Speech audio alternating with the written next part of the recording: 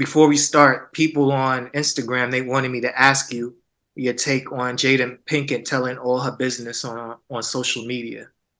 It's funny because right before this, I just saw a clip of her talking about Will and the red tape and whatever. I don't know. And then the last thing she said was, "You'll get it all in my book." So to me, that's all it is. Mm-hmm. In my opinion, someone that likes the limelight, gets off on it, needs to keep it as long as she can, and telling her family's personal secrets. And in my opinion, not having much respect for Will, because just like making the guy look bad when he's like our hero our whole lives. And now it's just like you keep hearing these things and it's just like shit. Personal stuff should stay personal in my opinion, you know what I mean? But it just seems like it's a grab for a book. People are talking. We wouldn't be talking about it right now if she didn't do that. So what she wanted is probably working. My take on this situation is that this whole thing makes Will Smith look like the average person a little bit. I don't think the average person goes through that. You think the average person's wife does that type of stuff? No, not all that wild shit. But I'm just talking about like the average issues within a relationship, so to speak. Yeah, I guess, but I don't know. You go back far to the entanglement with your kid and all this other shit. It's like that's some backwoods shit to me. Like some. I was on IG earlier, and one of the IG comedians, he was like, that Jada Pinkett character should have got killed in what was that movie, Set It Off? Oh yeah with Queen Latifah. Yeah, just doing the most for no reason.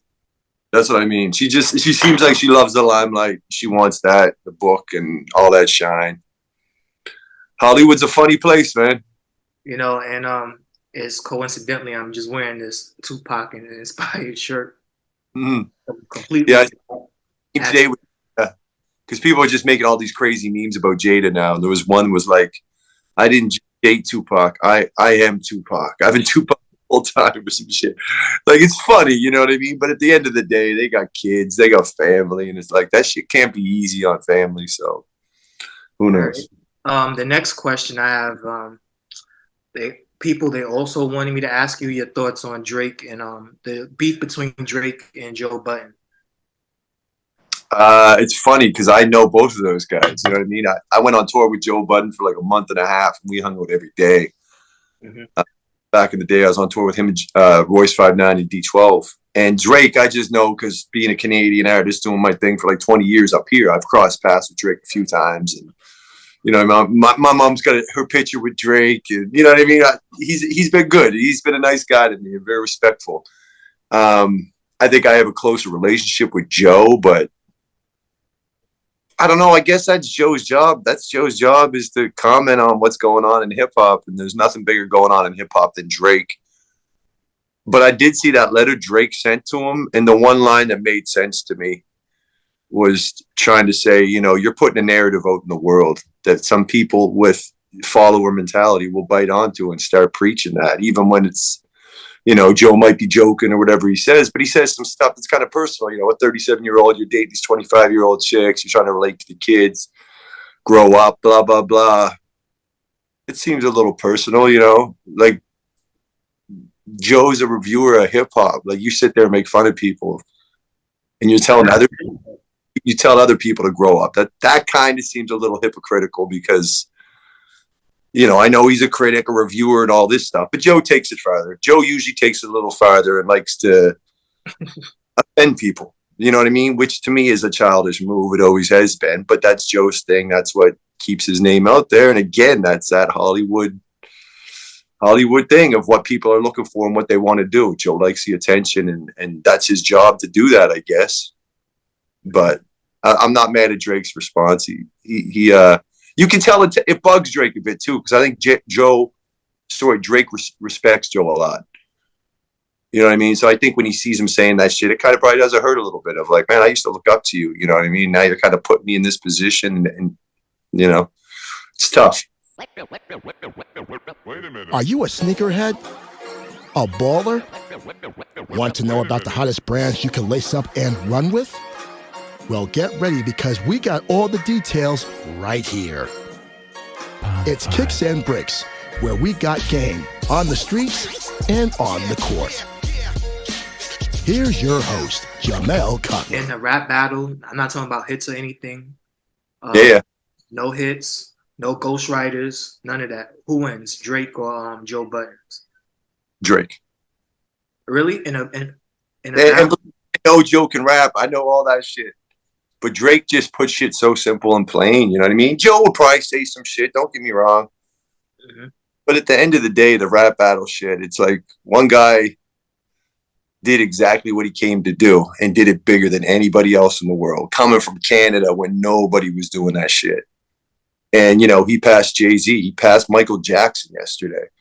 It doesn't matter what Joe Budden would say in a battle of anything. Drake won at life. Like, you can't, you know, it's a different thing. He could say some shit, have some clever lines, make fun of him for hiding his kid, make fun of him for being immature, whatever it is. But, you know, Drake kind of summed it up when he's like, I own a 747. You fly first class on special occasions. Like, Drake's really not losing. He seems like he's happy where he's at. So I'd say Drake will win the battle. Joe will say some shit and he'll be clever, but it's not going to affect Drake. You know, speaking of Drake in Canada, like, do you see Canada becoming like a hub for rappers, like over the next decade or so, kind of like basketball in the NBA world? Yeah, like for me, like I came up, we had a station up here in Canada called Much Music. It was like our MTV. So my first video on MTV or Our Much Music was 2003, 2004, and it was always like the Canadian hip hop scene. You'd have one or two guys that kind of broke in the States, but not even majorly, like Cardinal Offishall, Choclair. They had their moments where they're on like BET and shit like that, but no one really broke in the States on a big level until Drake. And that just kept growing, and to a point that, you know, with OVO being in Toronto, like Toronto is a mecca of hip hop, I would say now. Like it was always the New York, the LA, Atlanta. You know, you'd have those major spots, but now Toronto was looked at as one of those major spots, all due to Drake. But yeah, I think it's one of those towns now, one of those cities where people are like, oh yeah, we got to go to Toronto and check. He made it cool to be from Canada, which a lot of rappers weren't proud of that and weren't preaching it to the rest of the world, because it was like, you know, no one thinks Canada's got anybody doing anything up here. When in reality, we've had dope fucking artists since I came up in like the early 90s. There's been super dope hip hop, but it just never got exposed to the rest of the world till Drake came. Now people kind of give it a little bit more attention. You know, I'm not familiar with the Canadian sound. Like New York sound, like back in the day, was raw and gritty. Now it's kind of like the trap music. Yeah. The Canadian sound today, and where you see it going in the future? I think all over the place. Like to me, it's still East Coast, West Coast. Like where I'm from, Nova Scotia, more East Coast. Definitely influenced by New York, boom bap, DJ Premier, that kind of vibe. But at the same time, with like Death Row, NWA, Ice Cube, all that shit, when that came out, it was so big that it definitely influenced. You know, I listen to West Coast and East Coast, a little bit of that. But the West Coast of Vancouver, like Vancouver, BC, is definitely influenced more by the West Coast. So I don't think there's a sound to Canadian hip hop. You can find your gangster shit, you can find conscious shit, you can find boom bap, you can find trap beats with super fast hi-hat. Like you can hear all that stuff if you want to go look for it. Mm-hmm. But I do think the biggest sound coming out of Canada is definitely the OVO vibe. And it's just because that Drake stamp and just that, you know, that energy that people are used to hearing from him in his camp, and they love it. So, okay. You have a new single out. It's called People. Like, what was the inspiration behind that song? Was it like the events of the world that kind of culminated? Yeah, it kind of started like that, man. Like it was waking up in the morning, turning on social media, and just seeing everybody mad at everybody, everyone disagreeing with everybody else, and you know. I feel like we live in a world right now where you can't have an opinion. And if people don't, or if you do and people don't agree with you, they attack you and it becomes a personal thing. So I just wrote that song kind of like, man, I'm sick of everyone. I'm sick of the left. I'm sick of the right. I'm sick of religion against non-religion, different religions, you know, race, wealth, like all these things that are dividing society, the whole vax, non-vax, all that stuff was a different level to it. But just to see what's going on in the world and to see what the everyday folk are kind of focused on. You know what I mean? I feel like we're all individually picking these things apart about each other.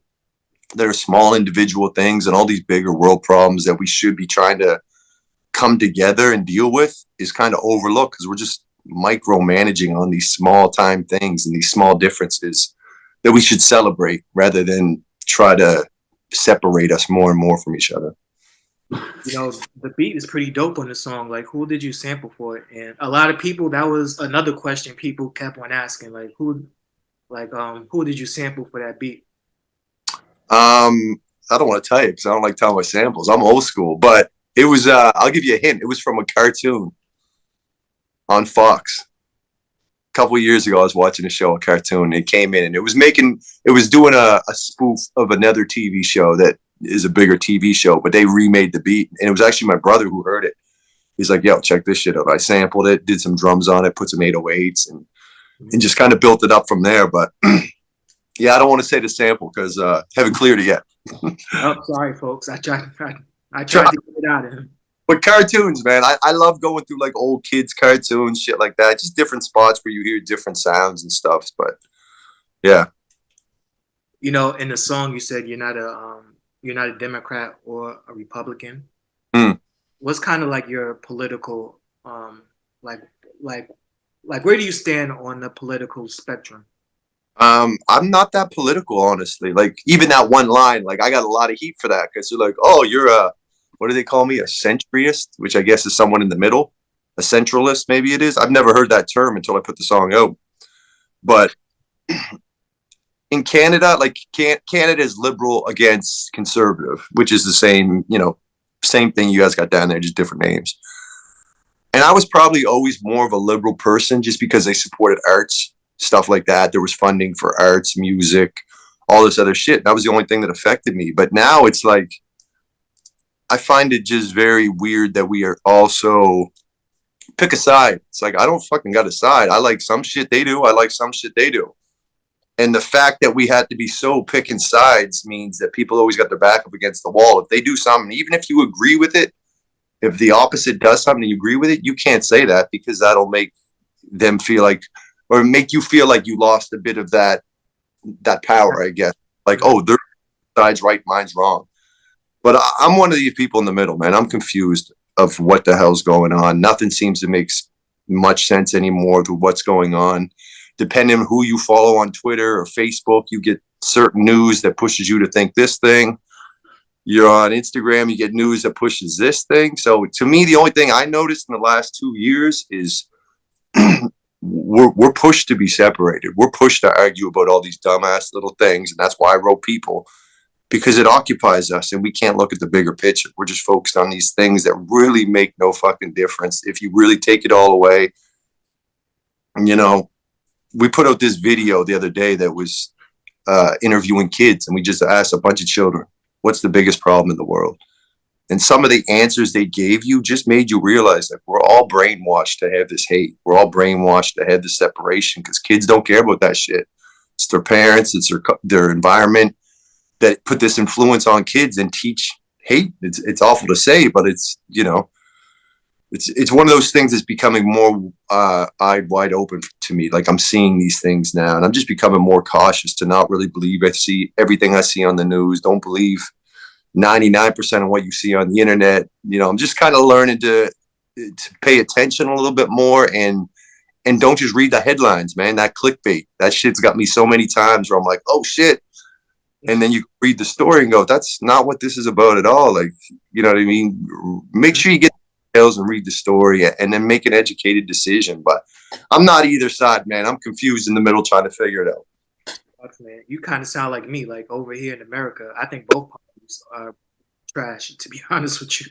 Oh, yeah. Same shit here, man. I think that's what a lot of countries in this whole world are dealing with right now. I think a lot of people are just struggling to keep their lights on, pay their bills and get food that they can't deal with even knowing how to have time to fix these bigger problems because we are just struggling to keep going. But it's a confusing time, man. Confusing, sad time because I don't know. I have a lot of faith in people and just the last few years really eye-opening of like, wow, people will just take one little thing and go with it and not pay attention, not read the details, not hear other people's sides of the story, and just hold on to this the thing that keeps them separated and never really coming up with it, not getting anywhere. We're just arguing back and forth and it's not going anywhere. I should have said this earlier, but the song kind of reminds me of Tupac Changes a little bit. Yeah. Topic wise, still change. Yeah, old school. Same thing, but just a different, era.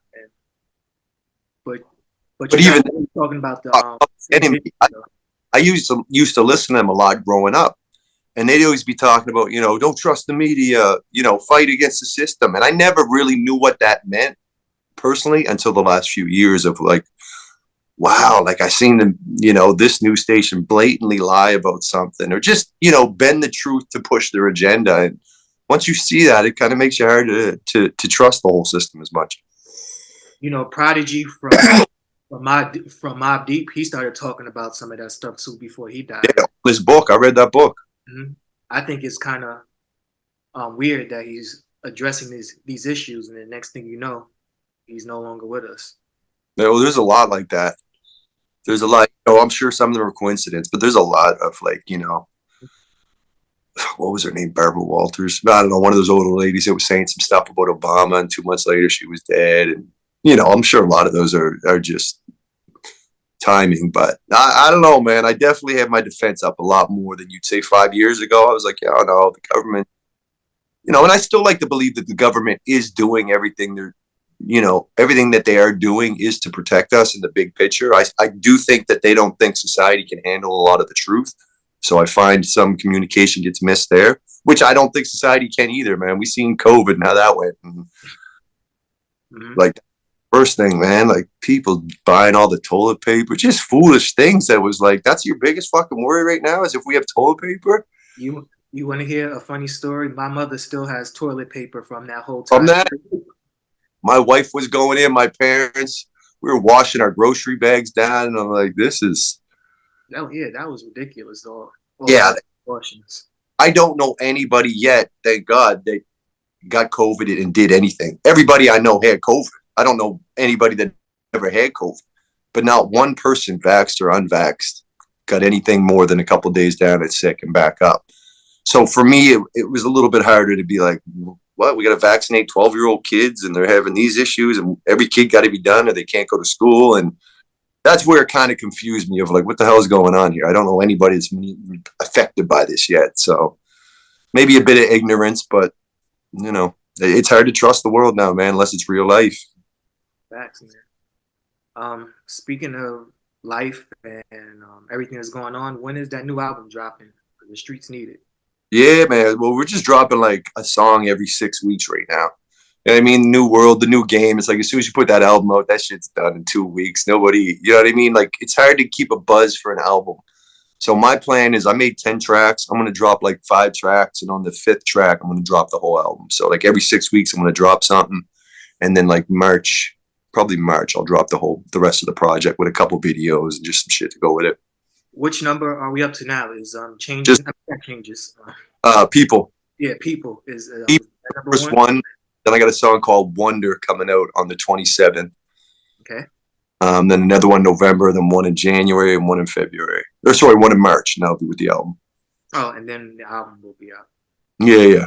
Is there anybody on the album that you're looking for? Yeah, like people I work with. Master Ace, legendary artist from like back in the days on the record. He's got a dope record. But most of it's cats I work with. Like I produce a lot.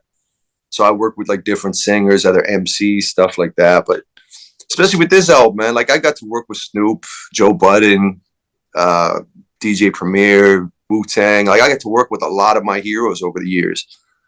And with this album and just with COVID and all this shit of just being segregated and stuck in the studio here, it didn't feel like I wanted to go out and do all these collabs. You know what I mean? It felt more of like a personal album where I was like, man, I got some shit I want to say and I want to stay on the topic of this and I want to do this.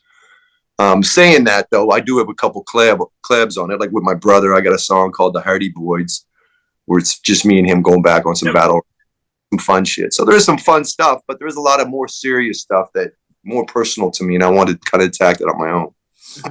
What other issues are you tackling on the album? What am I tackling? A lot of political shit, honestly, which is very different from me. But just let's see. The first song is called "Make It Make Sense," where it's talking about like a lot of injustice to like Native people up in Canada with what's going on. Marijuana, why all of a sudden this shit's legal, but for 30, 40 years they were throwing our friends in jail and telling people they can't do this. Now everybody uses it for medicine, and the science makes sense now. You know, just things that I'm like, why does this shit make no sense? Like my doctor used to ban this shit, now he prescribes it to me. You know, what changed? We had the same data. We just, you know, now it's all legal and everything's all good. So just things that I'm noticing. What other songs are on here? Personal stuff too, just getting older, talking about having kids, them getting older, you know what I mean? Relationship stuff with my wife. I've been with my wife for like 18 years.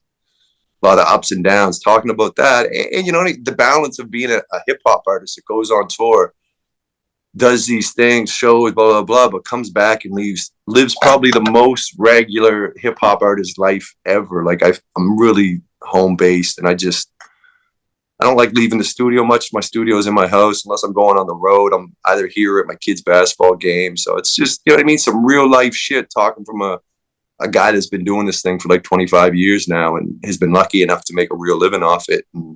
But keep those home roots. Like my parents live just down the road. My brother is my video director. So it's just a very tight family where it's talking about a lot of that shit in the music. What type of basketball parent are you when your kid is playing? Are you the guy just sitting quietly clapping, or I'm yelling. Coach? I'm yelling, come on, hustle. You know, I'm that guy. But I never ball growing up, even though I'm tall. Like I played hockey my whole life. So once my daughter got into ball, I kind of fell right into that. Started, you know, getting into it more, watching it. I play once a week now.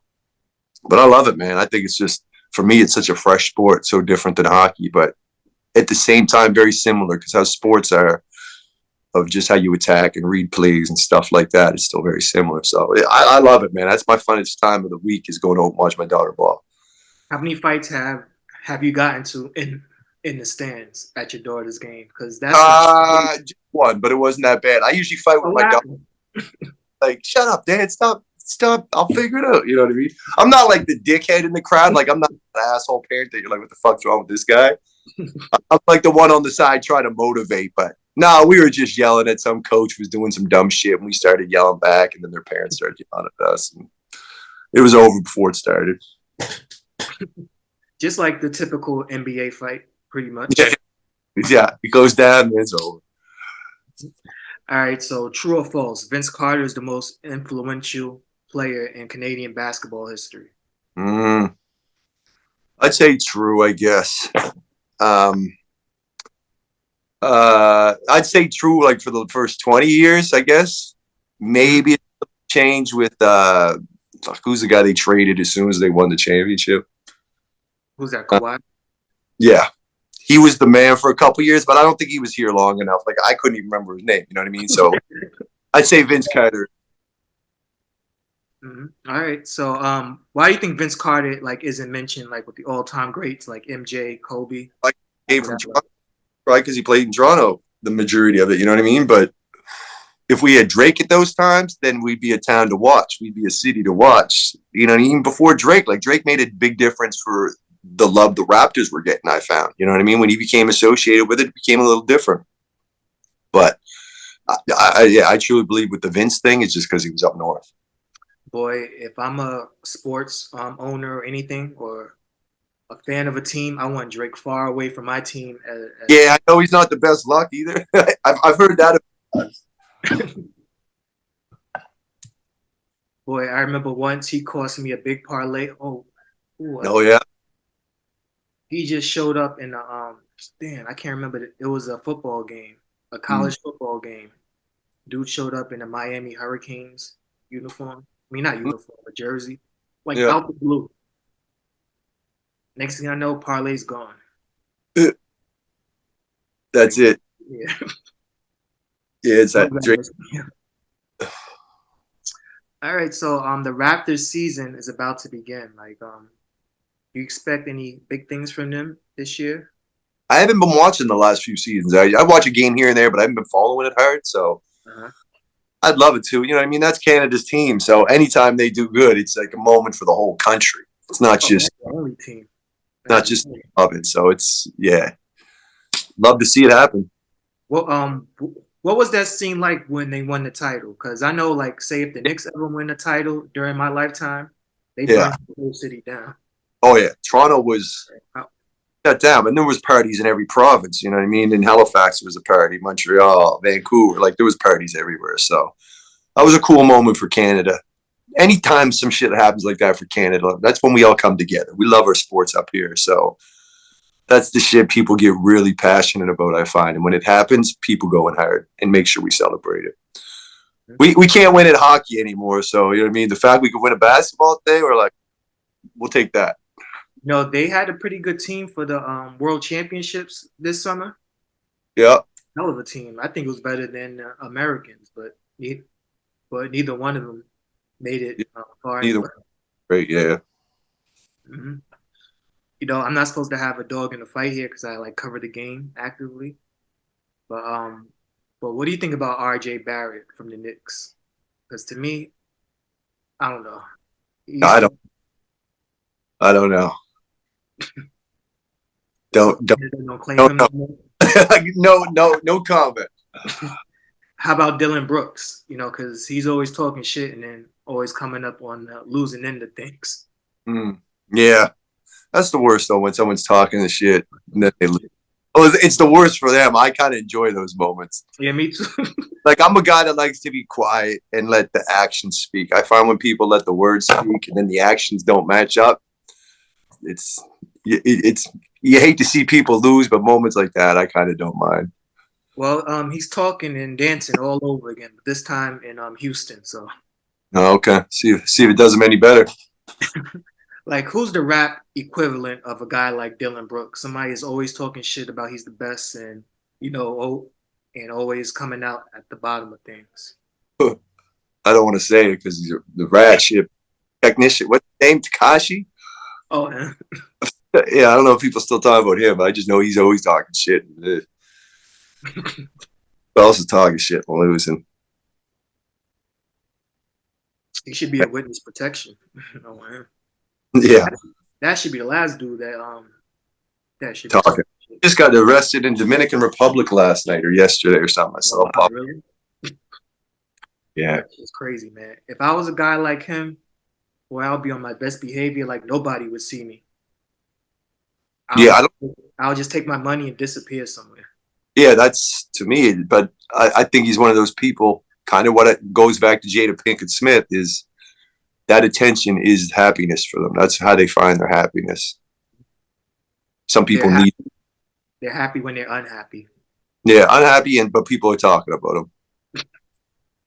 All right, before we go, I want to play start, bench, cut. I'll just name three things. You tell me if you're going to start it, bench it, or cut it. All right. So we're going to start with some classic rap crews.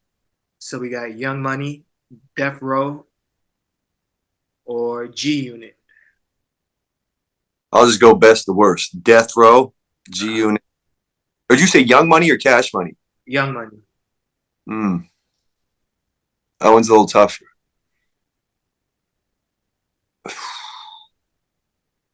Fuck. Gino was bigger because I was younger and I was taking music in a lot more at that time. But I think I put Young Money over. So I'd go Death Row because Death Row was like my shit growing up. Like that's just my personal. So Death Row, Young Money, then G Unit. Sorry to bench G Unit because I'm a fan, but you can't. Wayne and on Death Row. What do you think about the Tupac murder in the investigation? It's crazy that he just got arrested. I thought everyone knew that he killed him like years ago. There was so many interviews and documentaries. I feel like 5 to 10 years ago that when he got arrested, I was like, well, what was stopping that? Why didn't that happen before? But you know, it's cool. I'm sure it brings some closure to some people, but. You know, 30 years ago, almost 28 years ago. It's crazy. You know, there's a guy out there. I really don't want to give him any credit for it, but he's doing a victory lap talking about he solved the Tupac murder. Um, he's a famous YouTuber. He always interviews your favorite rappers. I think you know who I'm talking about. I don't even know. But what I don't follow YouTubers that much, so I don't know a lot. All right, I'll just say his name and ask the producer to bleep it out. Right. DJ. What is it? DJ Vlad. Oh, DJ Vlad. Okay, yeah. Yeah. So now he's doing his victory lap talking about because of his interviews he solved the murder. Oh fuck, I didn't know that. I never heard that shit. Yeah, I'm like, guy, relax. Okay. All right, so my next start bench cut, we're gonna do Drake albums. We got For All My Dogs, Views, and CLB.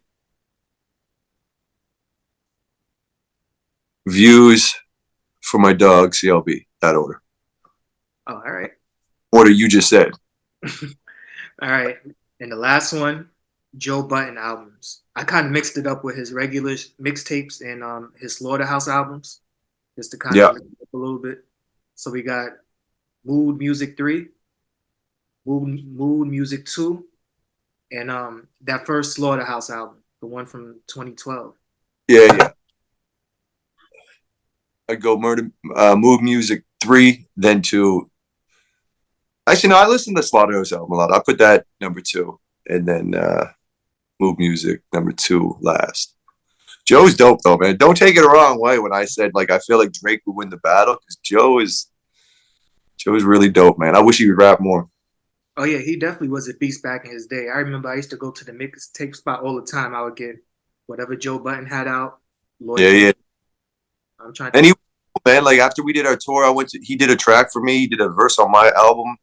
I went to New York. We shot the video. It was no money, nothing, just like out of the love, man. So I got a lot of love for Joe. I just more the rap shit than the hating shit. That's it. But that's his job though. Like he's like, I know, killing it right now, and I get why he does it business wise. It's just he's like the rap Skip Bayless.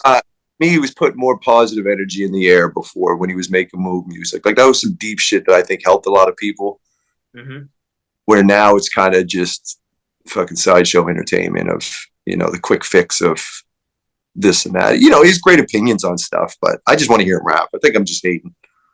Facts, man. That Mood Music 3, man, that was one of my favorite mixtapes back in the day. I think I still have it, to be honest with you. Yeah. Oh yeah. People love that shit. Like people who do that were hardcore fans of that. All right, bro. I want to thank you for joining me today. Do you have any upcoming projects that you're working on that you want to promote? Just the new record coming out that I don't even know what it's called yet. It's maybe Luke's View. Luke's my real name.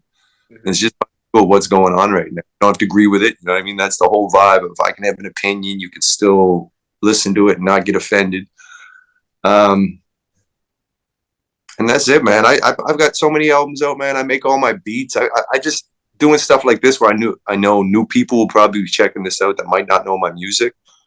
I just always want to say, like, go on Spotify, just check out some old albums. Got years of albums and a lot of different shit. So appreciate anyone going to check that out. So what's next for you? I mean, you've been at this 20 plus years, all these albums. Like, I retired 5 years ago, but like any person that's retired, like I did my album in 2016, and I was like, yo, that's it. That's my album. I had Snoop on it. I had DJ Premier, like my heroes, and I was like, I did it. My last song was like me thanking everybody in my career. It's like I'm done. And then being home for 6 months, you know, doing my shows here and there, festivals or a tour once in a while. And then just being home, like any retired person, you know, like my wife's father retired a couple of years ago, and he got a job at the hardware store for a couple of days a week just to stay busy and do something. So I'm sitting at home like, what the fuck do I want to do? I want to go make beats. And as soon as I make a beat that I'm feeling, I'm like, oh, I got to write something. Like that's it. Hip hop's kind of became my hobby again, the way it started, because did my thing for years, got successful where bills are paid. I invested my money, right? Like I'm not doing this thing for money anymore. It's just, this is what I like to do on my free time. And once I get hype about music, I want to put it out, and I want to do these interviews and let people know that it's out there. So that's where I'm at, man. I'm going on vacation soon, going to another kid's basketball game, and just, you know what I mean, rolling with it right now. Don't get into any more fights or arguments with the coach. No, but I'm a peaceful guy. All right, bro. This should be out. Let me see. maybe this weekend. I have to get a hold of my producer, see what he's doing. All right, man. Well, I appreciate you taking the time. Oh yeah, definitely, man.